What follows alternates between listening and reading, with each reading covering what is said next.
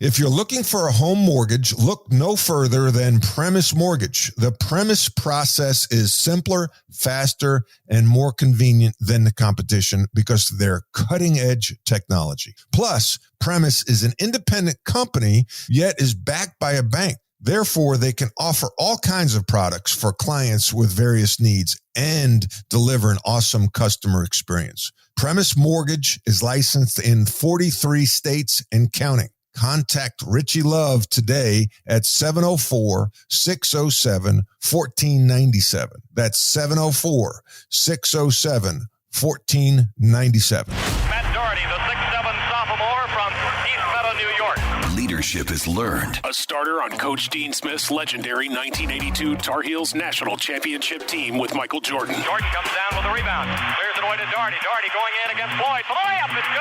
Leadership is earned. Head coach at the University of North Carolina and the University of Notre Dame. You notice Matt Doherty, he is up working every second of this ball game. Leadership is taught. Public speaker, author, and executive coach. And leadership does not require a title.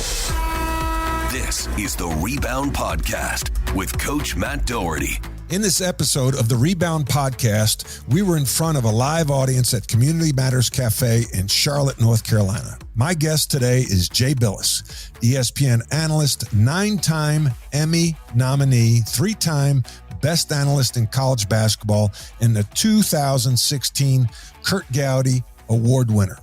Jay was part of the recruiting class that saved Coach K's career at Duke. Coach K said, Jay and his class of 1986 collectively changed the course of Duke basketball and my career. Jay was a 4-year starter with Mark Allery and Johnny Dawkins. He scored over 1,000 points and almost secured 700 rebounds. Ended up in the 1986 National Championship game in Dallas versus Louisville. Jay played in Europe before attending law school at Duke. He thought he was going to be a coach, but was rerouted into the legal field and then ultimately TV, where he is one of the best in the business. Stick around for some fun exchanges with Jay and me in front of a live audience at Community Matters Café near Uptown Charlotte. You will learn about the impact Jay's dad had on his life, in addition to hearing how Jay was a childhood prodigy in the world of, wait for it, ballroom dancing. Okay, so let's get to the big reason that we're here. I want to introduce to you first this guy over here to my right. Matt Doherty is a nationally recognized motivational speaker, best-selling author, media personality, and executive coach. In 2022, he was named the Vistage Rookie of the Year and won the Chair Excellence Award. He guides companies on how to develop leadership skills and team dynamics. Coach Doherty was a starter on the 1982 National Championship team with a guy named Michael Jordan at UNC, along with being the head coach at Notre Dame and also North Carolina. He was named the 2001 Associated Press National Coach of the Year at North Carolina. Matt Doherty.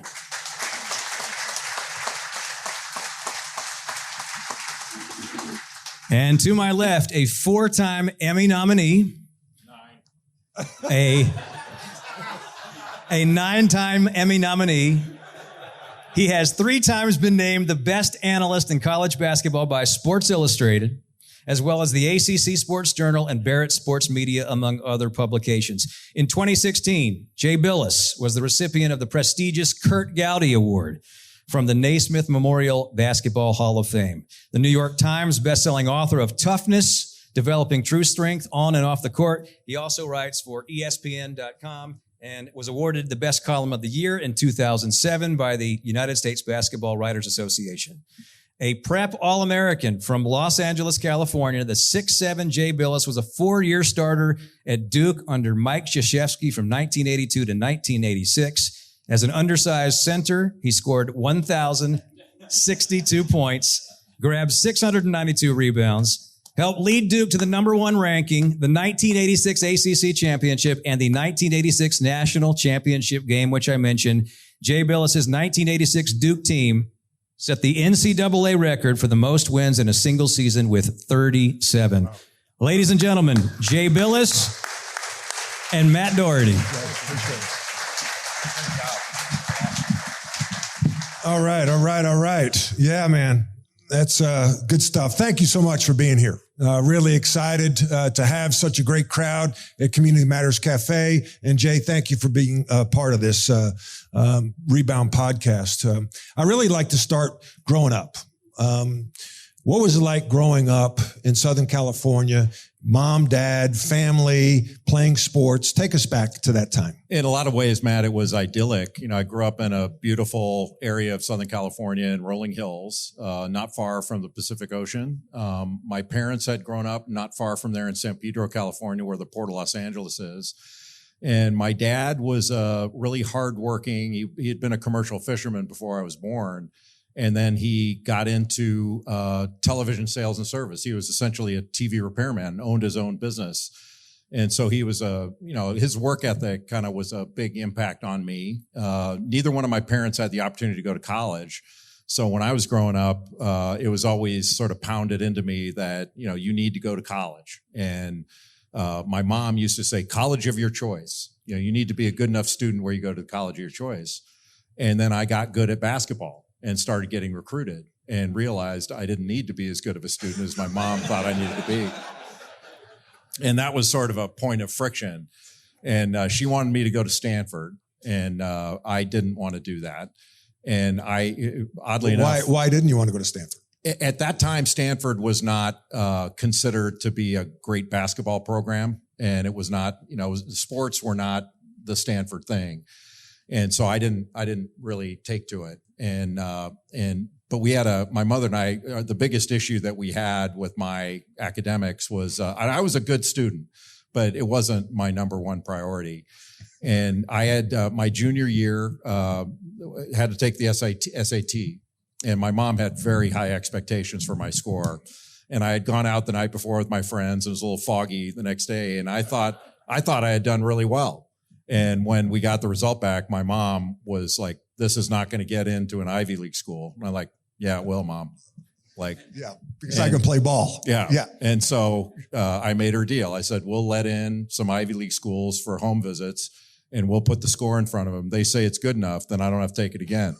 And she was convinced that it wouldn't be good enough. And I think you were working on your law degree and your law practice at a very early age. I just didn't want to take it again. No kidding. And so we let in, I think it was Harvard and Brown, and both of them said, oh yeah, that's fine. And she was livid. Like there was steam coming out of her ears, and I was looking at her going, like, guess what? I'm not taking again. So tell us about, I love this stuff. I read your book, Toughness, loved reading it, and I love so much about it, but especially the impact your parents made. Your mother put you in some uncomfortable positions.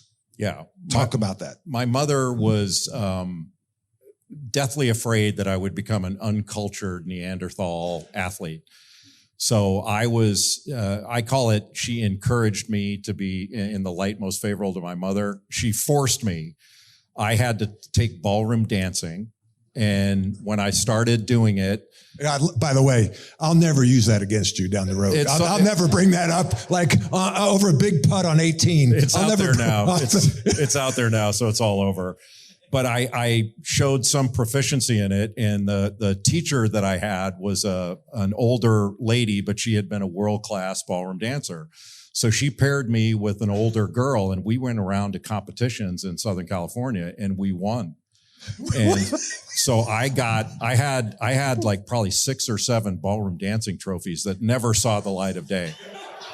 Like I kept them in some closet, like I was not telling anybody. What about your boys? I mean, I didn't tell any of my friends. So that was a profound secret that I didn't tell anybody. And then, not that there's anything wrong with that. But then you get into, like, I think I was in 8th or 9th grade, and at school they had this cotillion program. And so every boy and girl had to go through cotillion. And, I had to act like I didn't want any part of it. So they were teaching us how to do ballroom dancing, and I was killing it. And my friends were like, how do you know all this stuff? And I was going, I'm an athlete. How can you not do this? Like, what, are you kidding me? And just pretended like I didn't know what they were talking about, and then executed everything.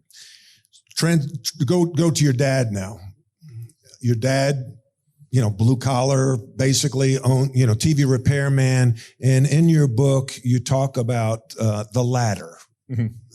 Talk about that story and the impact that it had on you. So my dad, back then TVs were furniture. You had console TV sets. So he would go on calls and actually do house calls and then take the TV back to the shop and fix it. And he made a lot of money doing that, did very well, and decided that he was going to take the money that he made and invest in real estate. He didn't feel like he understood stock market, stuff like that, but he understood the area he grew up in. So he bought some storefront properties and things like that and tried to put them together. And after a time, in the late 70s, early 80s, his buildings were older. So he had to earthquake proof the buildings and had to bring them up to California code. And he had me work with them. So I worked on the roofing crews that had to do this stuff. And I was probably 17 years old. And so part of my job, I was the lowest guy on the totem pole. So I would have to carry every morning. I'd have to carry all the materials up from the ground floor up to the roof. And I, being an idiot, I thought, okay, I got to carry all this stuff up. I really don't want to do it. If I carry twice as much stuff, I take half the amount of trips.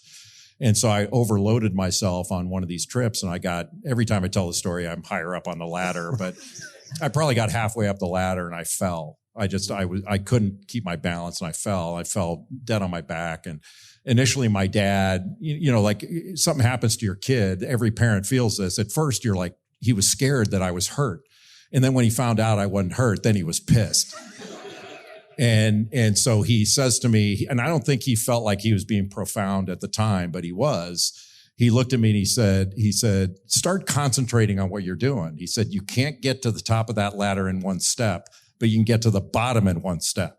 Like every step is, basically every step on the ladder was important. I love that nugget. Yeah. And I started kind of thinking about that. Like, your destination may be the top, but what's more important than the rung you're on? Right. Doesn't matter the ones behind you or the ones ahead of you. It's the rung you're on that determines, your fate here. And I thought about that quite a bit afterwards. And then I still had to carry all that crap up the top afterwards.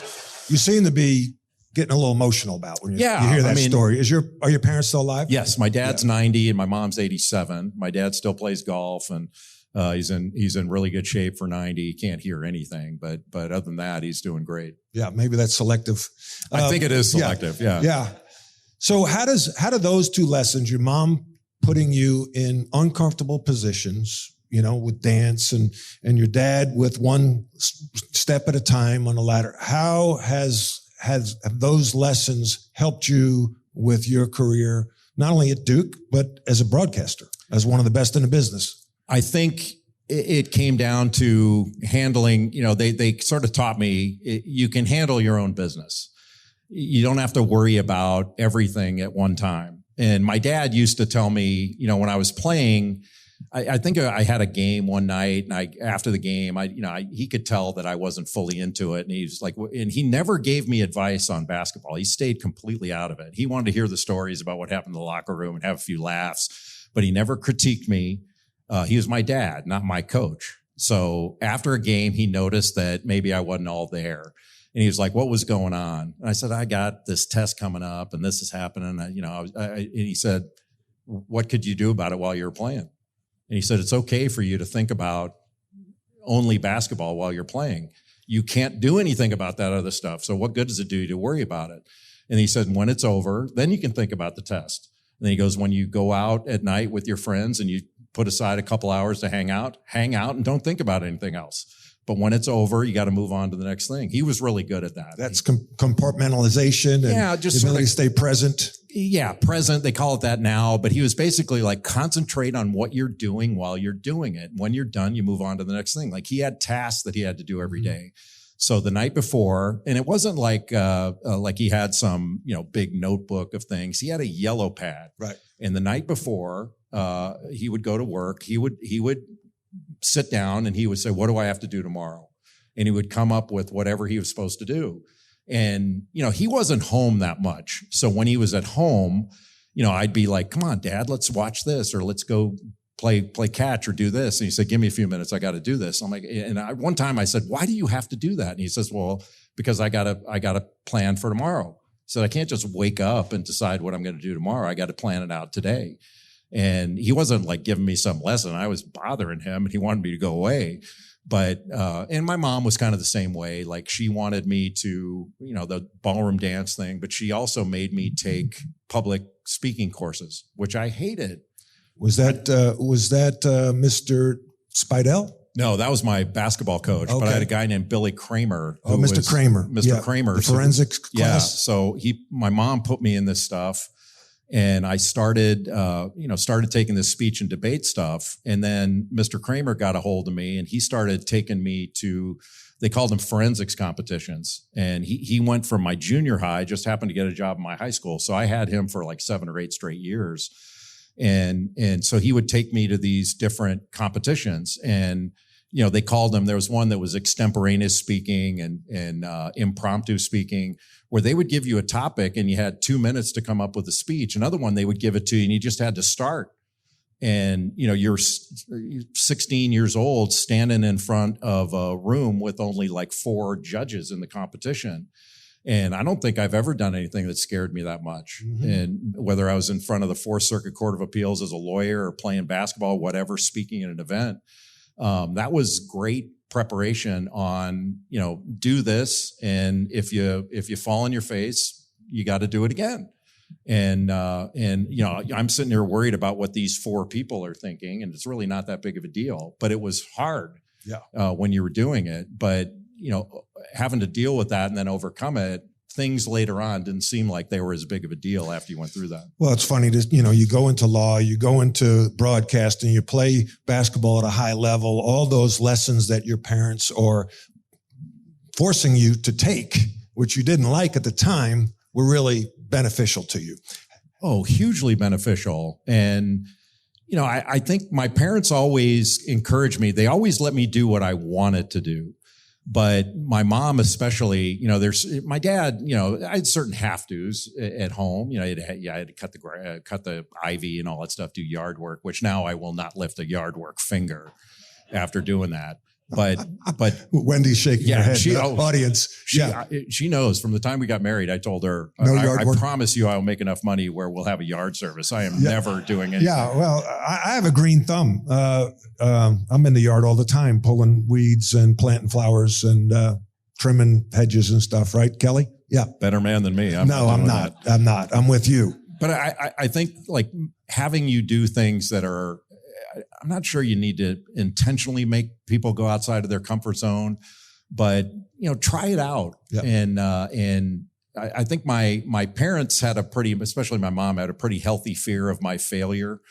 But they put me in positions where I could fail so that, you kind of got used to trying things. Yes. And talk more about that, because I think that is something that people are afraid of, failure. And you talk in your book a lot. Coach K says, failure is not a destination, I think was the quote. Yeah, he got that from the military academy. And, I always, you associated somebody saying failure, you failed at this, as this horrifying thing. And there's a difference between failing and being a failure. Those are 2 completely different things.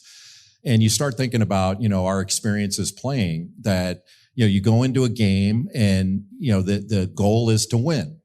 Well, if you lose the game, well, you did fail, but you may have played really well and lost. I mean, so you have to be able to deal with the failure and then act on that positively. And I think I learned that, not always. I mean, there were times when you didn't act on it positively because you're immature, but being put in those positions, and you were put in it athletically, but I'm not sure. That's what, honestly, Matt, why I wrote the book called Toughness, is because it was never really defined to us by our coaches. You kind of learned it over the years through osmosis. Well, we always thought toughness was standing up, physical contact, confrontation in the park or in a game.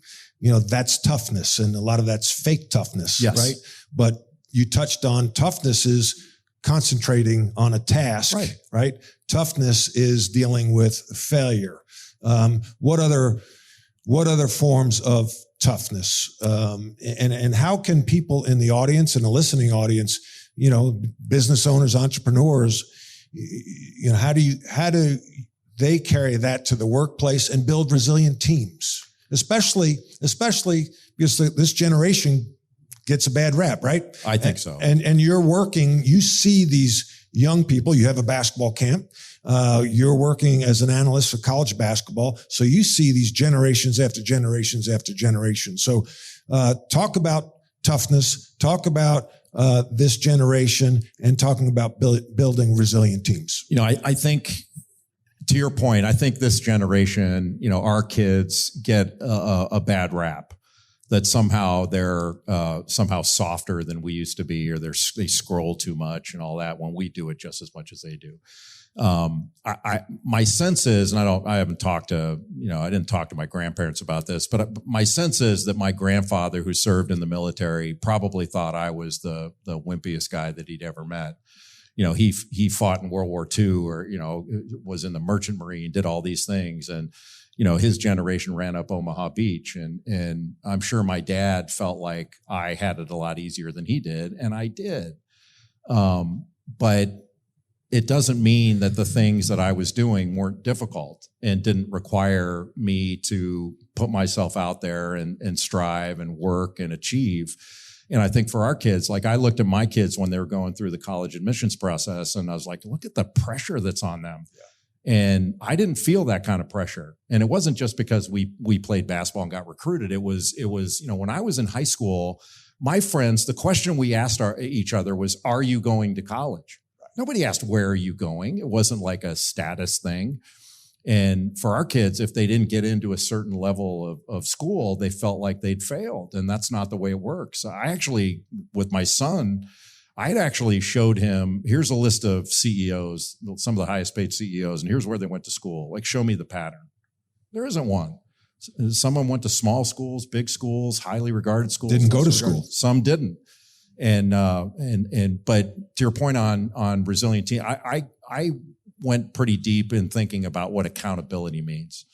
And when I was growing up and I would hear the word accountability, you got to be accountable. To me, it was associated with blame. And like, blame is a toxic thing. Accountability is an essential thing. And so when you have clearly defined responsibilities and expectations, and then when you're accountable to those, you accept that this is what I'm expected to do, and you accept that, and you work together with your colleagues. That's a healthy culture. When something happens that's negative, which happens in every team, every organization, you're going to have negative results at times. If it's a blame culture, then you're going to have a bunch of risk-averse people. And I remember one time when I was playing, Coach K, like, especially back then, he could be pretty sharp with you. And, you go through film session. If you made a mistake, I needed therapy after some of the film sessions. And there was an assistant coach on our team named Bob Bender. And I had been getting it pretty good from Coach K at practice one day. And toward the end of practice, Bob comes up to me, and Bob coached at Illinois State and University of Washington, coached in the NBA for a long time. And he came up to me, he says, "Stop hiding." I'm like, "What are you talking about?" And he's like, "You're playing not to make a mistake so he doesn't jump you." And he said, "Quit doing that. Like, go for it." And he was right. Like, I was trying not to make a mistake. And you don't want that. You don't want people to be reckless, but you can't be a risk-averse person all the time, because you don't want to be held like, I'm not going to do that. It's kind of like a line in a movie where somebody said, "Wait a minute, I didn't make that decision. I approved that decision." They're two different things. You don't want that. So building, obviously Coach K is one of the best of all time. And not only as a basketball coach, but I think a leader of men. And you've seen up close and personal in your profession, coaches after coaches after coaches. You decided to go to Duke when Coach K had a 23-30 record in his first 2 years. Why? I had a really difficult experience with my high school coach. The high school team that I played on was really good. We had a number of guys that went on and played Division I basketball, and we'd all grown up together. So we played together from fourth grade all the way through high school. So we had a very close-knit group of guys, but our coach just wasn't very good. And he was a nice person off the floor, but we were miserable, and he made us all miserable. And at the end of it... In what way? How? Like, was it personal, verbal, or was it just apathy? All of it. It wasn't apathy, but it was all of it. He was underqualified, which you can deal with. That's fine. But he was manipulative. He wanted a team where everybody scored 9 points a game, and he wanted no separation between the players. That's not the way it goes. And we'd have games where if I had 25 points in the first half and we were up 15, I didn't play in the second half. And we were like, really? Right. Really? And even to the point, I played with a great player named Dave Butler, who played at Cal and played professionally overseas like I did. And our junior year, we were one of the top teams in Southern California, and he didn't nominate any of us for All-State. And you had to be nominated by your coach. And you're like, what? Like, you didn't nominate us? Like, if we don't get voted for, that's fine. But, you're supposed to be supported by your coach. And he just didn't want accolades for the individuals. What goes through my mind is I'm thinking about your dad and your mom. Now, today, if that coach doesn't support the play, or the kid's either transferring or the parents are going to get them fired, what did your parents do in that situation? My dad was basically, look, you're going to be somewhere after this. You just manage it and deal with it, and stay away from the things that set him off, and handle it. And I did. But I didn't want that to happen again. So when I was deciding where to go to college, I'm sure people don't like hearing this, but I really didn't care where I went to school. I cared who I played for, because that was more important to me. I was one of those probably arrogant high school kids that I thought all these schools have the same books in the library. I'll be fine. But I wanted, basketball was important to me, so I wanted to be happy in my basketball life. And if I was happy there, and if I find the right person, he'll be at the right school. And so I came down to 4 coaches. I came down to Coach K at Duke, who was the least accomplished of any of the 4, Lute Olson at Iowa, Jim Boeheim at Syracuse, and then Ted Owens at Kansas. Oh, wow. And at the end of Did you visit Syracuse? I did. Did you? What was that like from Rolling Hills, California? It was brutal. It was brutal. And that made a big difference. But when it came to the end of the recruiting process, you had kind of flirted with everybody, and it's kind of like, I'm sure it was the same for you. You come home from a visit and you're like, I'm going there. Mm-hmm. And then time went on and you got a little more rational about it. But when it came down to it, I was basically, I like Coach K the best, and I want to play for him. And it worked out that it worked out indeed. Yeah, it worked out really well. 4-year starter with Mark Gallery, Johnny Dawkins, and Coach K said Jay and his class of 1986 collectively changed the course of Duke basketball in my career. I was at North Carolina his first year. A couple of years later, I want to say his second year, maybe you weren't there yet, or his third year, they lose to Wagner at home. Yeah, that was my freshman year. Your freshman year. Mm-hmm. Lose to Wagner at home, and he gets called into the AD's office, Tom Butters, and he thinks he's going to get fired, and he gets a 10-year extension. That was the next year. My freshman year, we thought he was going to get fired. So it was what I would consider a toxic atmosphere around the program. And we were worried. And I remember calling home, and I call my dad, and I go, man, what if they fire him? Like, I'm not staying here if they fire him. My dad would say, will you shut up? Like, But how about that for a dad? Now, Anthony calls home and complains when he's at Wake Forest, your son. And now I know he's graduated from Wake Forest, but how did you parent? How did you parent like your dad? How did you parent when those types of situations? I listened first and made sure I listened to the whole story. I'm sure Anthony wouldn't mind. My son's name is Anthony, like my father. I'm sure he wouldn't mind me telling you this. So I can't remember this junior year. He called home, and my son was a walk-on, and he wound up being captain of the team. Had 4 great years there playing for Danny Manning at Wake Forest. But they had had a game, and Danny and the staff didn't feel like the bench was as into the game as they needed to be. So decided that he was going to leave a couple guys home on the next road trip. And my son was one of the guys. Wow. And he didn't leave any of the starters home. He left the walk-ons home. So Anthony said, this is not right. And and I want to say something. And so I listened to him. I said, what would you say? And I told him, I said, look, you can do that if you feel like it. If you feel compelled to do it, you can do that. Here's the way I would handle it. You're not going to move your coach with this story. I hate to break this to you, but the coaches aren't staying up at night thinking, do the walk-ons feel fulfilled? They're just not. And if you go in and do that, you're going to make too big a deal out of this. Take it. Like, and no disrespect, but the game was Clemson. I said, you're getting out of a trip to Clemson. Like, Mark, that could be worse. So it's not like you're going down to Miami, staying in South Beach, right. Relax. But I handled it that way. And they have a nice Holiday Inn in Anderson. And a great sushi restaurant. Sorry, Mark. Mark McLean played at Clemson. We all have our crosses to bear. So, Anthony, so we'll talk about what happened. He decided not to do it, and it went away. It wasn't that big. It wasn't that big of a deal to the coaching staff. Why make a bigger deal out of it? But my dad, when I called home about Coach K, maybe what if they fire him? He's like, tell me what you can do about that. And his thing was, your job is to play. Wow. And whatever happens, you'll deal with it later. You can't do anything about it now, so just play. I love it. And then your senior year, 37 wins, Final Four, national championship game. Then you went to law school for 3 years, and you were an assistant coach.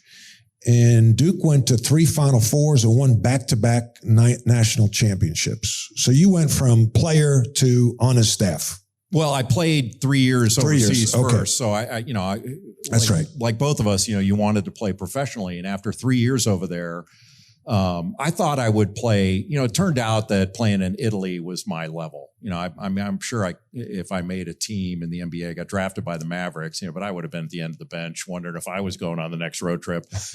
and so, it was really enjoyable for me, Matt. Like, you go, and we had somewhat similar, you were a much better player than I was, but we had somewhat similar experiences in that, you leave high school, you're a star, celebrated player in high school. Then you go to college and you're a good role player, like a valuable asset, but it's not like. Yeah, you're a role player. Yeah. Coach Smith one time, high school All-American, go to North Carolina, scored a lot of points in high school. And I tell this story. He comes up, there's Jed Doughton and Richard Vinroot, and he, both played at North Carolina. And Coach Smith before practice says, Matthew, I think you could be the best screener in the country. For real. And I'm like, okay, coach, a friend of mine talks about good leadership is manipulation with good intent. So at an early age, I got a sense of all right, coach, I get it. All right. But, I got Sam Perkins. I got, All-American, James Worthy, All-American, Michael Jordan. That's pretty good coaching, as opposed to saying, listen, man, you're getting no shots, set some damn screens, right? So he said it in a very nice way. And I joke and I said, I'd go out to a fraternity party on a Friday night and go up to a good-looking girl and say, I'm the best screener in the country. Got no play. They walked right by me, went to Michael Jordan and James Worthy. But I wouldn't do it any differently, and I don't think you would either. No. Right? You could have been a star maybe at another, Stanford, and I could have been a bigger name player at another place, but we did special things with special guys, with special coaches at special institutions. That's sort of the choice. But, so you leave high school, you do the role player thing, and it was really fulfilling. I enjoyed it. I didn't consider being called a role player an insult. Right. Just because you're asked to play that role doesn't mean it's all you're capable of. But after getting out of college and going overseas, like I was a star player again, and it was fun. Like I enjoyed being the center of, like, I'm taking all the shots, and it was really fun.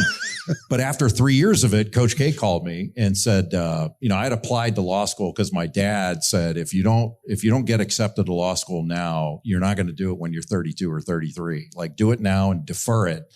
Your dad was a good man. Yeah, he's smart. And so I did it. I took the law school admission test when I was I had to fly to Spain to do it.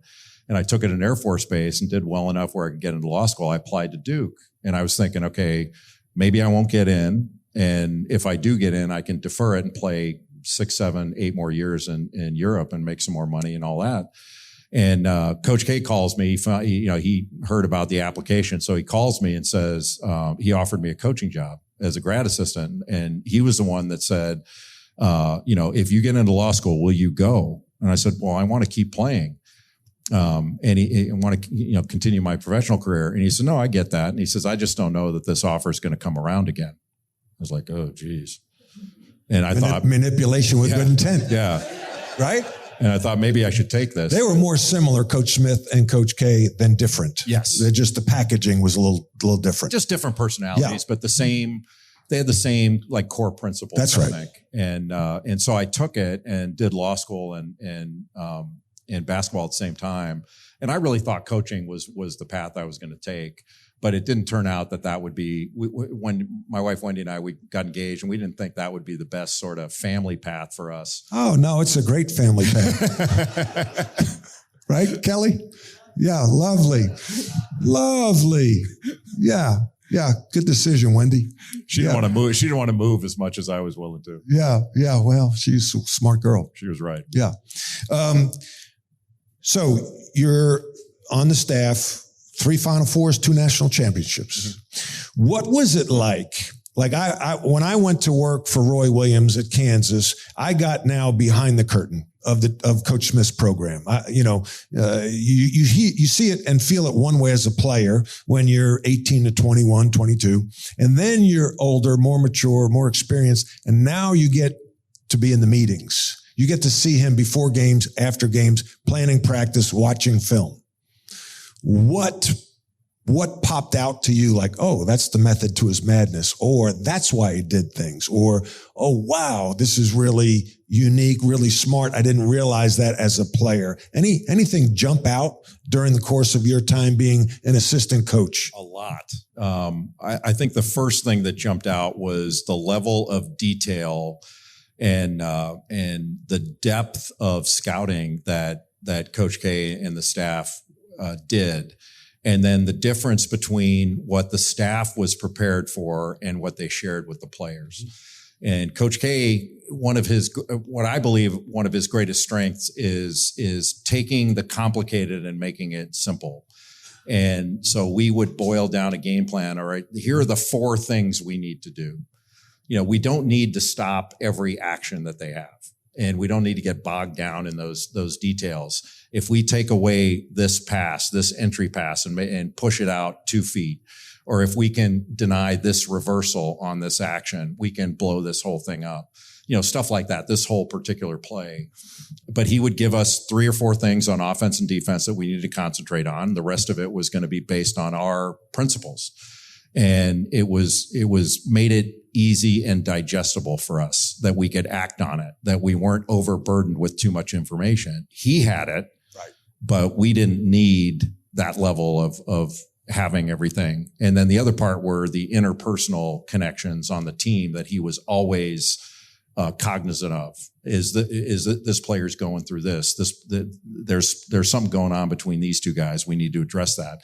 And he was really good at jumping on something that was seemingly small while we were winning, that if he didn't jump on it now, it was going to become a bigger issue and cost us later. Can you give me an example? Give us an example of that. He was a big body language guy. Oh yeah. 50% of communications, body language. Really big. And I say that all the time. But you're right. And but sort of the body language that a player would exhibit that would send messages to his teammates and then to the opponent. And when Bobby Hurley was a younger player, my first year as an assistant was his first year. And when I had heard so much about Bobby, I wasn't part of his recruiting process, but I had heard, man, this guy is going to change everything here. And the first couple of weeks of practice, I was like, man, the old man snapped his cap. Like, this guy's a whiny little. The old man snapped his what? His cap. His cap. At first I didn't really care for Bobby. Right. No, listen, nobody did. Yeah. He had a sourpuss. especially if you're a Carolina guy. You hated the guy. That's a recruiting story. He wanted to go to Carolina. No, we all did. But you've heard it. And Coach waited on Kenny Anderson and Mr. Hurley, and didn't want to wait. And anyway, but But he was always very looked fiery. unhappy. Yeah, always looked unhappy. Would react to everything.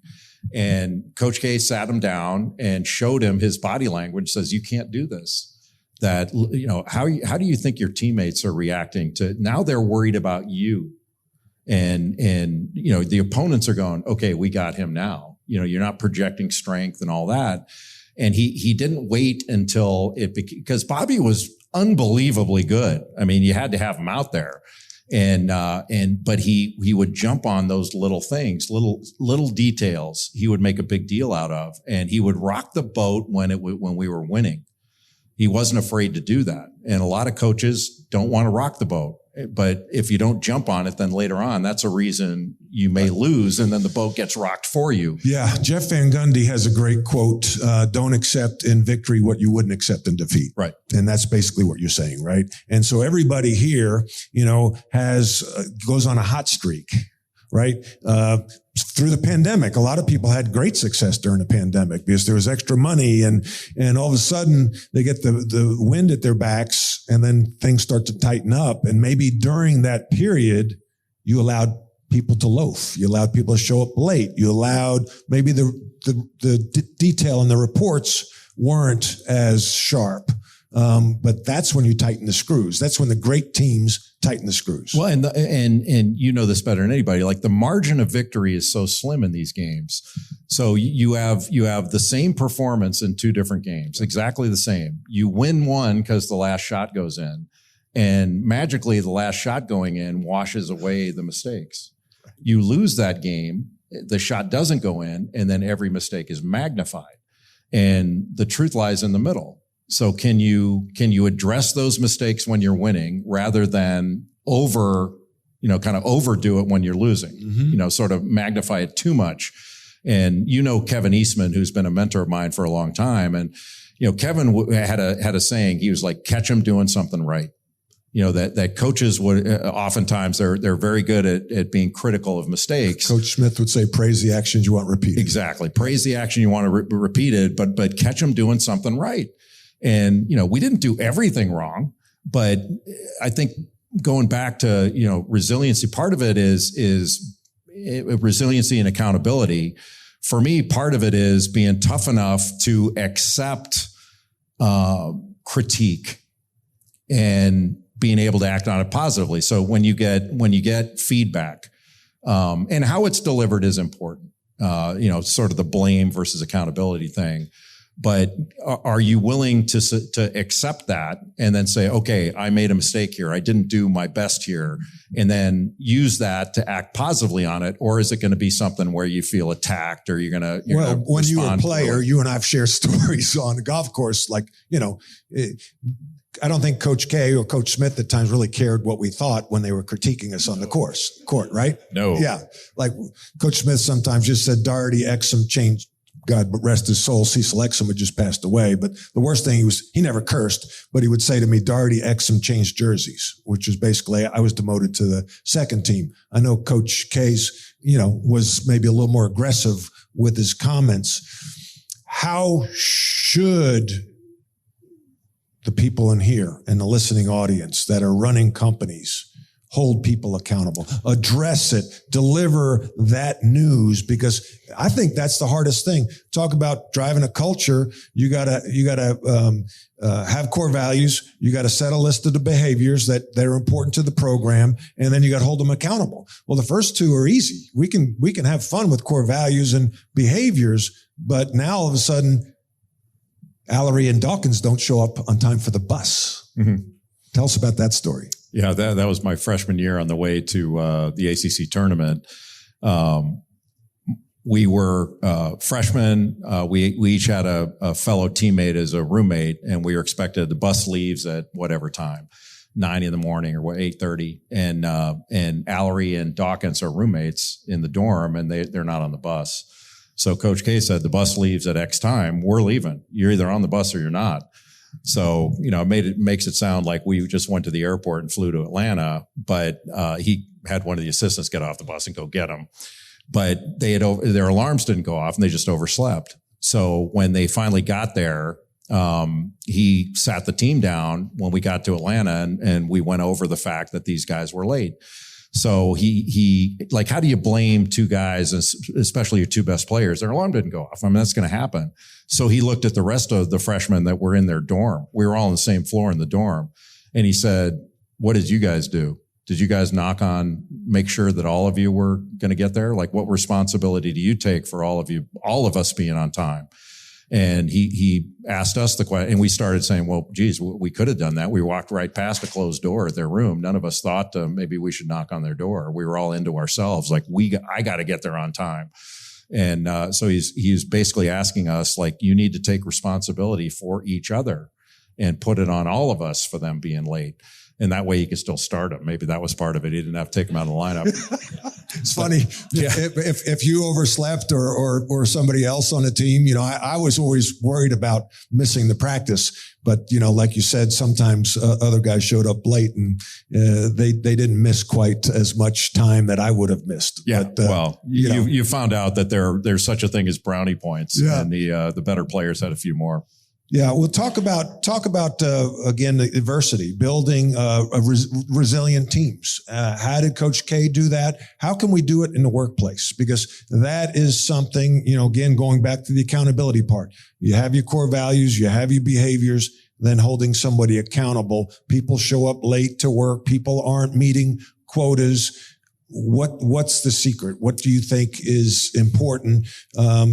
For the audience to pick up maybe from you and or Coach K? I think any team I've ever been on, and I don't mean team in just a sports context, is when I've been working as a lawyer, or the team I'm on now, the broadcast group I work with.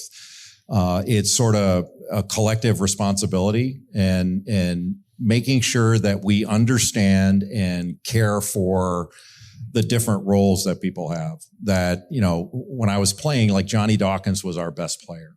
And that was a responsibility, honestly, that I couldn't fathom when I was playing with him. It was one of those things, and maybe there was a feeling you had too, like, if I didn't play well, we still won. Right. Johnny didn't play well, we did not win. He was a great player. And he had he had a responsibility that was of a different level than my responsibility. And I respected that, and I appreciated what he did, but at the same time, like, he appreciated what I did. And when you have that, when players or colleagues of yours are making sacrifices, you have to honor that. How did that show up? How did he show that appreciation? He would praise the things that you did well in a game. When he's being interviewed afterwards, they go to the star player for the interview. He made sure to shine a light on the things his teammates did that put us in a position to win. Do you think that was the way he was, or is that something that Coach K encouraged? I'm sure there was part of both. But I think he was like that as a person. He's a great teammate. But it's just not great shaking hands before games. But it was That's meaningful. A little inside joke that. But it was it's really meaningful when your teammates, have a positive word for you and are appreciative.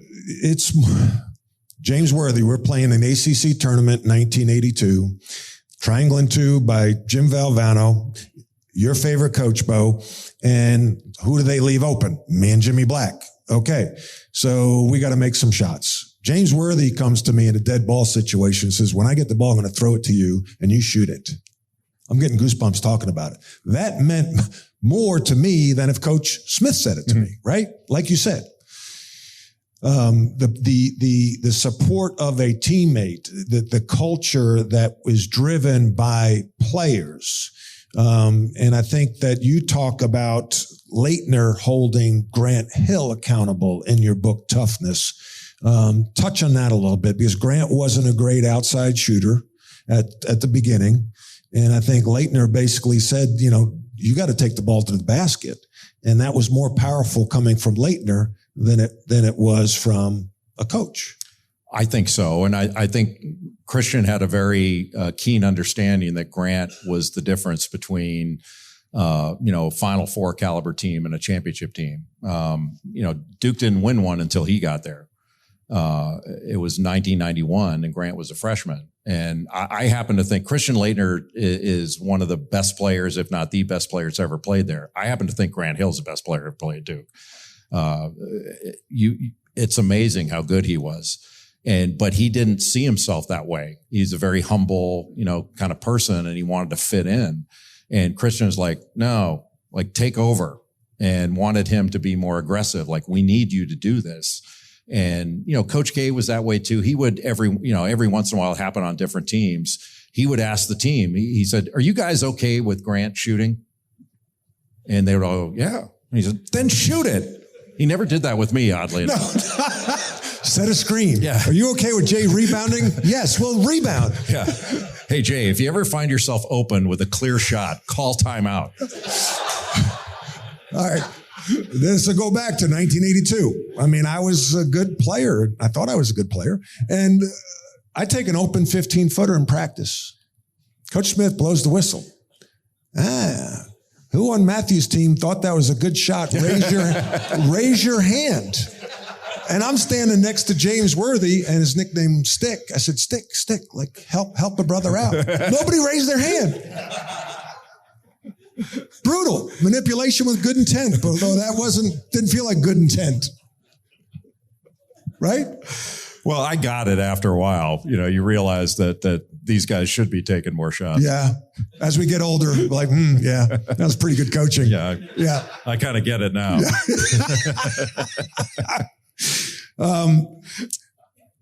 That you talk about adapt and overcome. You went on a trip to the Middle East as part of Operation Hardwood.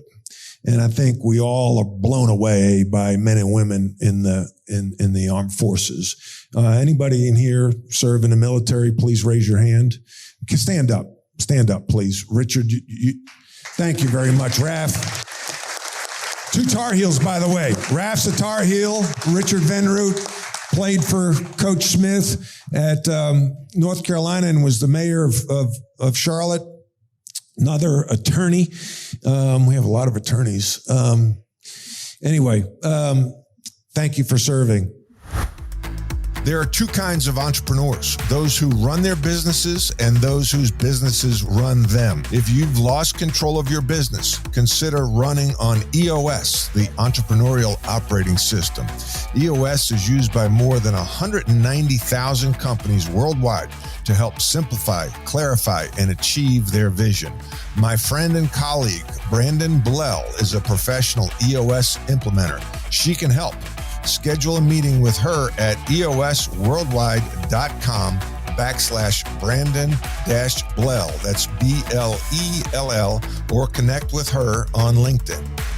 If you are looking for a commercial roofer, you got to call Catamount Roofing first. They are experts in the commercial roofing space, serving North and South Carolina. The team at Catamount specialize in commercial, industrial, medical, and institutional roofing. They will care for your roofing investment every step of the way, from design and installation to maintenance throughout its life to ensure maximized watertight service. Solutions through perseverance. Catamount Roofing. They work to make your roof last longer. Get in touch today at catamountroofing.us. That's catamountroofing.us. Adapt and overcome. Talk about that. I went on a trip in, I think it was 2005 and 2006. I went twice to the Middle East during the Iraq War, Operation Iraqi Freedom. And I went with a group of coaches, and we each had a team, a different team from a branch of the military or a camp from Afghanistan or Iraq or Kuwait. And we were at Camp Arifjan in Kuwait in a very Spartan gym. And these military groups had come in from all over the Middle East to play in this tournament that was set up for them. And, whether it was Gary Williams or Dave Odom was on the trip when he was in South Carolina, Tom Izzo, ton of great coaches, Kelvin Sampson. We each had a team, and when we first got our teams together, we would have practice time. And one of the coaches, I think it was Dave Odom, decided, why don't we just sort of take some time with each of our teams and then scrimmage and put our stuff in while we're going 5-on-5. And the scrimmages got really heated and bodies were flying. These soldiers were going after each other. And some of them were high school level players, maybe, could have played after high school. Some of them were less than that. And every time there was a collision, when we were playing, on the playground, that might have started a fight. And Dave was the one that pointed out, he goes, look at this. He goes, there are no officials out there. And these guys are fouling each other like crazy and nobody's saying a word. Like those were some tough dudes, man. But in our time off, we were toured around this gigantic military base and there was a sign that said, adapt and overcome. And so some of the soldiers that were hosting us were explaining to us kind of what that meant, that they had missions that they were going to have obstacles and too bad, like adapt to it and overcome it. We have a mission. And one of the most profound moments was we were on a little kind of sprinter bus and they were touring us around something. I think we were going to some tank unit and we drove tanks around. It was, really irresponsible of the military to put Gary Williams in a tank. Rick Barnes too. There could have been talk about an international incident. So we drove past this row of flags. There's an American flag and some different flags. And some of the flags were of different colors. And just, like maybe a red flag or a green flag, something like that. So one of the coaches says, what do those flags represent? And one of the soldiers says, those, and very matter of factly says, those are our heat orders. And it's like 115, 120 degrees there during the summertime. And so we asked him to explain. And he said, well, if it's a certain color of flag, that might mean 20 minutes on, 40 minutes off. So they're working out in the sun for 20 minutes and they have to take 40 minutes to go in a tent or inside to get out of this, life-changing, life-threatening heat. So what are the different levels of flags? And if I remember right, there was a black flag that meant you were 10 minutes on, 50 minutes off.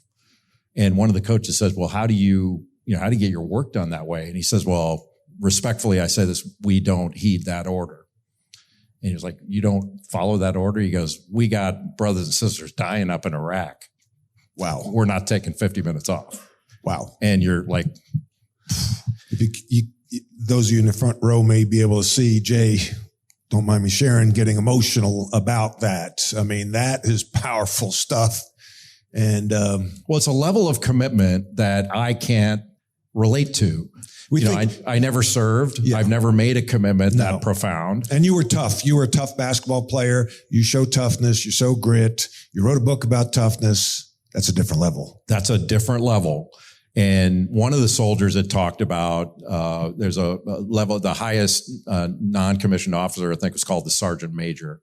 And the respect that the soldiers had for this sergeant major was off the charts. I couldn't believe it. And we asked somebody about him and he talked about the reason they respected him so much he had incredibly high expectations, but he really cared about them. Cared. And his thing was, they said there's a big difference between being in charge and being a leader. And the point that soldier made was that guy's a leader. We've had a lot of people in charge. Repeat that. There's a difference. There's a difference between in charge and being a leader. How about that? And that guy's a leader. I remember the soldier saying that. You take one nugget away from this podcast and today's, that's a strong nugget. I've got two questions and then Bo's going to do, we're going to have some questions and answer from the audience here, at live audience. First of all, besides the book Toughness, what's your favorite book? What book had the biggest impact on you that you can remember? Biggest impact of a book. There were a lot of books in the Duke Library, right? Yeah. Most of them you have to color in. The book that, the best basketball book I've ever read is actually Coach Smith's book, Multiple Offense and Defense. I read that in the late 80s and it changed the way I looked at basketball. I didn't really. No kidding. That's absolutely true. I didn't really realize that Coach Smith was probably ahead of the curve in analytics. Yes, he was. Yeah, I'm going to interrupt. Halftime, I don't know, Richard, when you were playing, Jed, when you were playing, but halftime, we'd come in and talk about points per possession. And the next day in a film session, points per possession, we're all like, and I like math. Like I was pretty good in math, but like points per, come on, like, and explain it, now with the 3-point shot and offensive rebounds. And then I'm working for the Pacers several years ago and all this analytic. Now that's a stat, like a regularly produced stat, right? Yeah. That everyone's talking about. And I don't think I had ever read before that or heard somebody say that the perfect possession is to get fouled. Yeah. If you get fouled every possession, you're going to shoot free throws. That's the most efficient place to score on a basketball floor. And it just opened up a different view of the game. I don't think there's been, most of the things that have sort of inspired or motivated me have been from people saying something to me. That's been like the group of mentors I've had, whether they knew they were a mentor or not, was probably the most impactful for me. People who took the time to help you. Like who? Well, my junior basketball coach, when I was playing from 4th through 8th grade, a guy named Dick Spidell. Yep.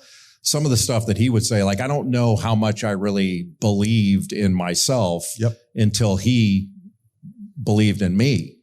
And, Coach K was a huge one. And then when I got to become a lawyer, Moore & Van Allen, there's the managing partner of my law firm is a guy named Ben Hawfield. And maybe the smartest person I've ever been around.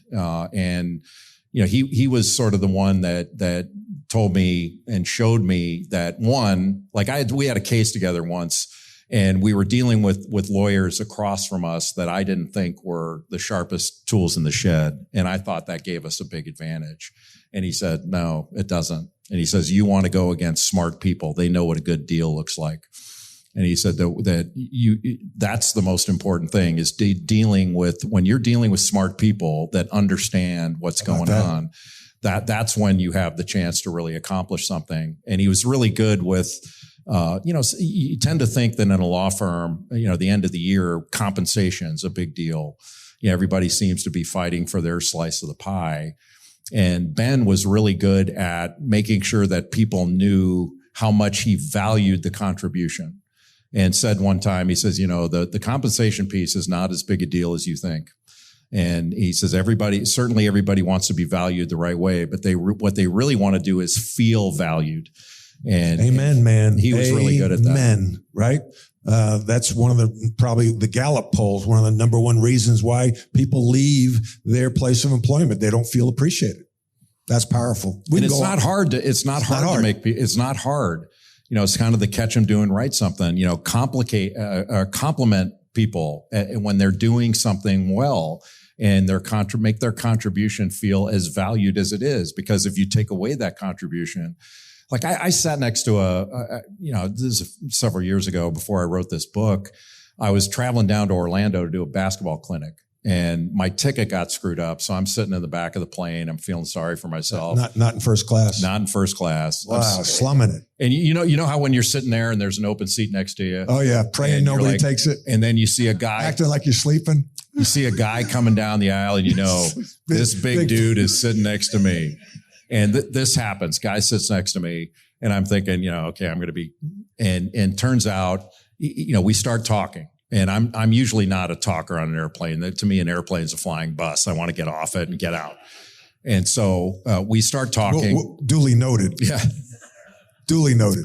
We start talking, and he says, why you headed to Orlando? I said, well, I'm actually going down to a basketball clinic there. And I said, how about you? And he says, I'm going down to watch the space shuttle take off. And I go, oh, that's great. Like, you had an interest in that for a long time. He goes, well, actually, I'm the head of the space shuttle program at NASA. I'm going, and you didn't want to talk to him. And you're sitting in coach? I would have thought you guys had some vehicles to get you down there. So it turns out he's a big Kentucky basketball fan. He's asking me all these Coach K leadership questions. Meanwhile, I want to know about NASA. Right. Right. So I asked him. You wrote about this in your book. Yeah, I asked him. His name's Daryl Woods. We become friends, and so I asked him, like, what's the biggest leadership challenge you have? And it was really an amazing conversation to listen to. He says it's really getting the people who are in charge of these different elements of the space shuttle, understanding that they're part of a bigger whole, that they tend to get siloed, that their element of the shuttle is all that matters. So if you're in charge of the guidance system or the rocket booster system or whatever it is, I don't even know all the things I'm talking about here, but you're on a roll. But he says he would, and I said, well, how do you deal with that? He says, I go to them and I tell them, your element will not fly by itself, but the shuttle will not fly without your element. You start thinking about that. Repeat that. I love that quote. Go ahead. Your element will not fly by itself, but the shuttle will not fly without your element. Right. Like basically you're part of a bigger whole and you're part of a bigger team. And so he came up with this saying. I was like, how do you get that across? And he came up with the saying, responsible for the element, accountable to the mission. Responsible for the element. Responsible to the element, accountable to the mission. Wow. And I started thinking about wow. To me, that kind of translated really well to man-to-man defense. So, I can be fooled into thinking that my man is the most important thing. If I stop him from scoring, I did my job. Right. Meanwhile, somebody behind me is laying the thing in. And we got scored on. Right. Your guy didn't score, but we got scored on. So what were you accountable to making sure that we didn't get scored upon, or were you just responsible for your thing alone? And it was, I really thought about that, when you're on a team or a member of a team, everybody has a selfish, sort of selfish nature in a way.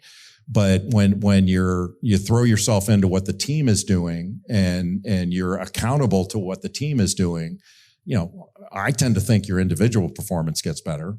But that made a big impact on me, sort of responsible to the element, accountable to the mission. Powerful nugget. Last question before we go to Q&A. I know a lot of people may want to ask this question. College athletics, crazy right now. I mean, realignment, transfer portal, NIL money. Where are we going? What's the future look like? What is the new president of the NCAA? What's he doing to right the ship? I think we're headed to a better place because the landscape is becoming more honest. We have been in a dishonest business for a long time and a hypocritical business, truthfully. I've been hesitant to use that term hypocritical over the years because it sounds incendiary and people get upset when they get called hypocrites. But, I would use the word there are a lot of contradictions in college athletics. But from the time we were in school, when the last Supreme Court case came down and schools could basically make as much money as they want, be on television whenever they want, this has been a professional industry, professional sports industry. It's like a multi-billion-dollar entertainment industry where all the members of the association are individual market competitors, and the only time they act in concert is to collude to limit what athletes can get. That's really the only time they agree to anything. And what's happening now is just the latest in this. So when you and I played in the ACC, I get this question a lot. They said, boy, it must really frustrate you to see the ACC going through this. So they've been going through it for 30 years. Like when you and I played, there were 8 teams in the league. So we played 14 conference games. So you had 7 home games, 7 road games. And we were both the same in this. 5 of our road trips were by bus. Mm-hmm. We flew to Maryland and we flew to Georgia Tech, and that was it. Mm-hmm. Everything else was by bus.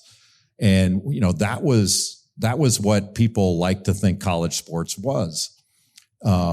Florida State came into the ACC in 1991 or so, 1990. Then they raided the Big East and brought in, Virginia Tech and Miami and all these places. They take Louisville, Boston College, Syracuse, Pittsburgh, and now your road trips are Syracuse, Miami, and now they're talking about bringing in Stanford and Cal. And we're going to say, oh, this tiny little enterprise of college athletics, it's all about education. It's certainly about education. It's about student athlete welfare, but that's not number 1 and 2. Number 1 is money. It's money. And that's okay. It's America. I don't have any problem with how much coaches make. I don't ever have any problem with how much athletic director make as much as you can, but the athletes have to be cut in on it. And if you don't like it at your school, the doors to Division II and Division III are wide open. But if you're going to play this, like if you're a player that went to USC 2 years ago, you're going into your junior year. Maybe you went there because, well, I grew up in LA. My parents can see me play. They can make a road trip up to Stanford and Cal and get up to Oregon and Washington. They can't go to Rutgers and Penn State and Michigan State and Michigan. And their deal is materially changed. And then they're going to be told, well, you can't transfer unless you sit out a year. Like, really? I think we're headed in a better direction because it's becoming more of an honest proposition.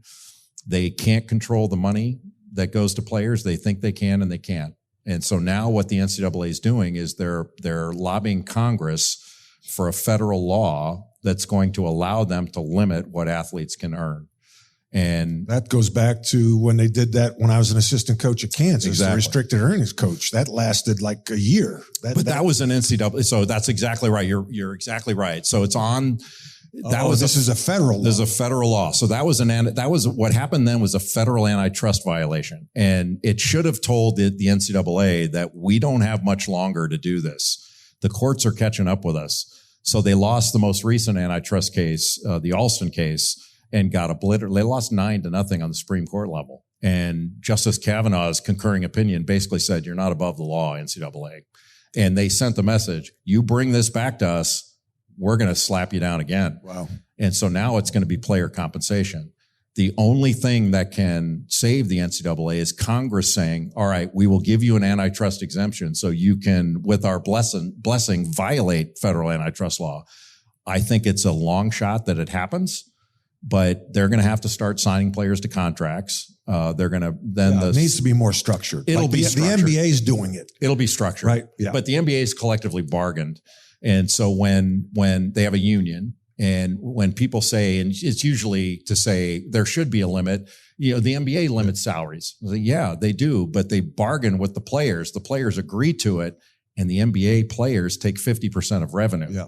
Like you want to give college athletes 50% of the revenue? They don't want to do that. No. Right now, college athletes would be cheap if they just signed them to contracts. Yeah, cheap labor. They'll do it eventually. Wow. Let's give Jay a round of applause. Thank you very much. Really good stuff, Jay. I could go on and on. Bo, why don't you field a couple of questions from the audience if somebody wants to raise their hand and ask a question. Bobby Carver, you got a question or you're just running out? All right, played for Frank McGuire at South Carolina, grew up in East Meadow, New York, my hometown as well. Bobby, appreciate you being here. Adam, go ahead. I just wanted to know, did you coordinate the shoes? And if not, how did it occur? Yeah, great question. I spoke at Jay's camp at Davidson College a couple months ago, and Jay was sporting the Pumas, and I'm like, man, those are pretty slick. And I grew up in New York with the New York Knicks, and they had Walt Frazier, who really was probably the first player to wear Puma basketball shoes. And I'm like, man, those are pretty cool. And so, it's kind of okay to wear sneakers, nice sneakers with a sport coat. And I'm like, all right, I'm going to piggyback on what Jay's doing. And, pretty nice, right? Well, Matt and I actually have a shoe history. Oh, we do have a shoe history. So when we were playing in college, we've been friends for, it's coming up on 40 years. So we would go, the Duke guys would go to Chapel Hill one week and we'd play pickup at Chapel Hill. Maybe they'd come another week and play in Durham. And our shoe contract was Adidas and North Carolina's was Converse. And so, we loved our shoes, the Adidas shoes we had, but you're that age, you want something different from time to time. So we used to trade shoes with the Carolina guys. So Matt and I do a shoe deal, and I give him this brand new pair of Adidas Pro models. You know, they were sweet. They were sweet. Had the leather toe and everything. Yeah. And Matt gives me a pair of Converse from Carolina. And so after I got back, I'm a trusting guy, so I didn't look in the box. And I get back to Durham, and I went to go put them on in the locker room. All my teammates are there. I open them up and I go, damn, he wore these things. That added the value to them, right? I mean, national championship worn shoe. I mean, I should have signed them. Those things would be worth like $10. My teammates were killing me going, you got rocked in a deal with Matt Doherty. He rocked you. That was a smart attorney. It's a smart deal. Oh, gosh, that's funny. Any other questions? Yeah. Nico, go ahead. You can shout out the question. Yeah.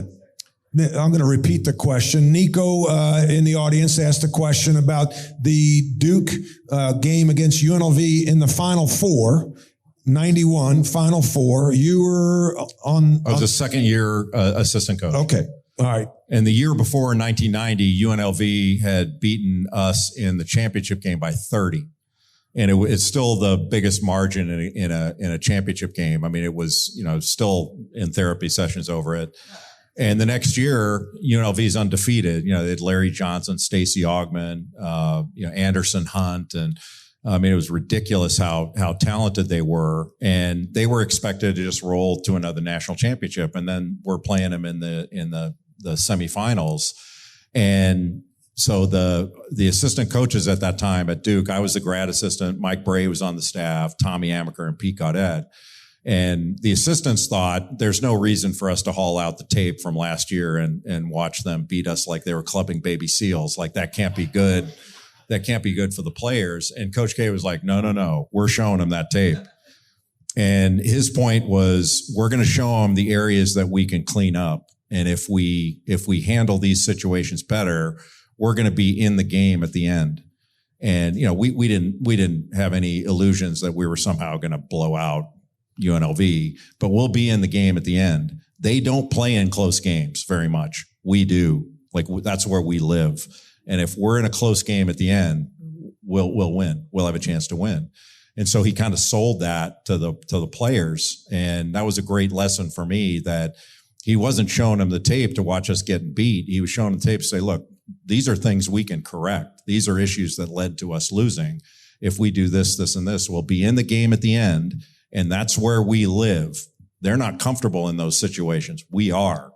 And it was a really sort of positive, here's how we're going to win scenario. And he was very good at that, and still is very good at that. And everything he said kind of came true. And he also said something. So after the game, Christian Laettner had hit some really big free throws down the stretch. And after the game, as a staff, we were watching the tape. And Laettner's making the free throws on the film, and Coach K stops it. And the assistants were kind of sitting behind him. He sat in a chair in the front, and he turned around and he said, Laettner, he may miss, but he will never choke. And I remember listening to that going, damn, that's true. Like, he was unafraid of missing. Like, he may miss, but he's not afraid to miss. Like, he's not going to choke up there. And it was true. Like, he was an extraordinary player. Anybody else with a question? Brian. Yeah. So did your dad play basketball? And if so, how did he stay out of critiquing you growing up playing? My dad did. It's a great question. My dad did not play. My dad had to work. He's of Yugoslav descent. And so his parents came over from Yugoslavia, from a little fishing town on the Adriatic. And my dad was born here in the United States in San Pedro, California, but he didn't speak English until he went to school. And so he very sort of working class family. My grandmother worked in the Starkist cannery for like 40 plus years. And my grandfather was a fishing boat captain. And so my dad went to work for my grandfather, and he was a commercial fisherman from the time he was probably 13 years old until his early 20s, when he went to technical school and learned how to deal with electronics and all that stuff. So he did not play, but I don't think that's why he stayed out of it. I think he felt like he was one of those guys that said, look, I get to tell you what to do at home. I'm not going to tell you what to do in your free time. And we were you'd probably call us free range kids. Like we were let out of the house and then just be back by dinner time.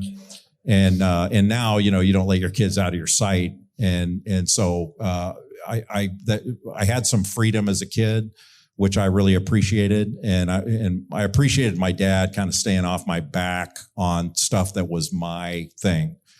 And he really enjoyed, the sports experience. Like he enjoyed my teammates. He loved listening to stories. Like he couldn't wait to hear like, what did that guy say? Or what when you guys were in the huddle, what happened? Loved all the locker room stuff. He had a really good time with that. One more question. Yes. Great. Question for the listening audience. Every year there's a new freshman class that comes in. What did Coach K, Coach Smith do to bring those guys along and help integrate them into the team? That's a really great question. When I first got to Duke, the older players had not experienced a lot of success, and some of them were recruited by the prior coach, Bill Foster. And so there was a lot of kind of butting heads between the staff and some of the players that were already there. So we probably didn't get all of our teammates were great to us, but there wasn't an established culture of leadership among the players. And so I think the group I was with, Johnny Dawkins, Mark Allery, David Henderson, and then the next year, Tommy Amaker came in. We felt the responsibility that the next guys that came in, the guys behind us, hey, they may be better than us. I mean, they may take our jobs, but we got to help them. And we got to show them like, this is what you do. And this is how you handle yourself. And when Coach K goes off on one of them, you're good. Don't worry about it. We got your back. You're good. Just trying to like the responsibility of making them feel like, they don't have to integrate themselves in the team. You're already on the team. Like we're with you and we're supporting you. And especially the guys that were freshmen, we had a senior dominated team my senior year that weren't playing. A couple of them didn't play much, and letting them know, man, you're really good. Like as soon as we clear out of here, this is going to be yours and you'll kill it. And just wanted to make sure we took them with us when we went somewhere, when we went out, when we were on the road, come with us, like sit here, like making sure that they felt like they were just as big a part of it as we were. Just because we were there longer didn't make us more important, but we had a responsibility to make sure that we did what we could to bring them in and up the right way from our perspective. Like Coach K was the head coach, but we were still hopefully impactful. And then they would do the same. You do for someone else, they can't pay you back for that. They pay it forward by doing it for somebody else. And that's how you build a really good culture. Well, listen, Bo, I think it's time for... Can I ask one question to you real quick? Yeah. Would you like to know the nugget that I will take away from here and apply to my daily business life? What's that? So you said, what's the nugget? So I'm listening to you talk, and the radio station where the Rebound Podcast originates, WBT, 101 years old this past April. So I have a guest on my show in the morning, one of which is H.A. Thompson. Some of you may know who H.A. Thompson is. H.A. Thompson is a couple of months off of 90 years old. H.A. Thompson's a big-time guest. When he comes on the show, I always know what I'm going to say when H.A. comes on. It's very simple. H.A. Thompson, among other things, at one point in time in the 1970s, had the number one most listened to radio show in America in the 70s for mid-mornings on WBT. That's not just Charlotte. That's all across the country. You're wondering, where's this going? Next time you're on my show, very, very simple introduction. Matt Doherty, at one point in time in the 1980s, the greatest screener in America. Wow. Really? Wow. Yeah, I was, actually. Yeah, and I'll wear that. I'll own that.